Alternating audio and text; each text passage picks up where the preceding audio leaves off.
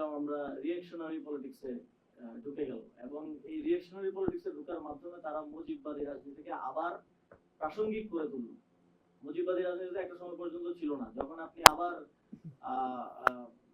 জাতীয় সঙ্গীতের বিতর্কে ঢুকলেন, যখন আপনি আবার এই রিঅ্যাকশন দেওয়া শুরু করলেন নতুন রাজনীতি নির্মাণ না করে, তখনই কিন্তু মুজিববাদী রাজনীতি আবার প্রাসঙ্গিক হওয়া শুরু করলো, এবং যতদিন যাচ্ছে তত বেশি প্রাসঙ্গিক করে তুলছেন আপনারা। এটা দিয়ে আসলে আমাদের কি উপকার হলো বা দায়টাই বা কার?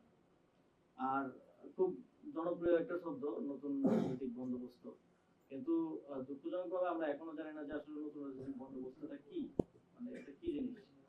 মানে কিছু পপুলিস্ট কার্যক্রম করলে তো নতুন রাজনৈতিক বন্দোবস্ত হয়ে যায় না। এটা রূপরেখাটা, এটার কোনো রিটার্ন ফর্ম কি আছে এখন পর্যন্ত, বা সেটা কি যারা নতুন রাজনৈতিক বন্দোবস্তের রাজনীতি করছেন বা নির্মাণ করার চেষ্টা করছেন তারা কি এটা দিতে পেরেছেন কিনা?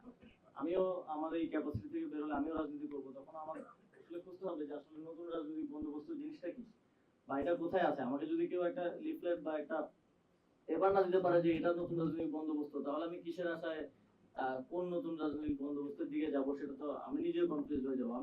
আমার মনে হয় যে আমাদের মতো যাদের মধ্যে একটু জিজ্ঞাসাটা আছে তাদের সবারই আসলে কনফিউশনটা আছে, কারণ কিছু পপুলিস্ট অ্যাক্টিভিটি দিয়ে তো নতুন রাজনৈতিক বন্দোবস্ত হয় না, সেটা যে কেউ এসে করতে পারে। আপনার রূপরেখাটা কোথায় সেটা আসলে সেটা আসলে জনগণের কাছে, বিশেষ করে তরুণদের কাছে তাদের আগ্রহটা বেশি, আমার মনে হয় পরিষ্কার করা প্রয়োজন। তো আজকে আর অনেক বড় আয়োজন, বড় আলোচনা হয়েছে, দীর্ঘ আলোচনা হয়েছে। আমিও অনেক কিছু শিখলাম, জানলাম।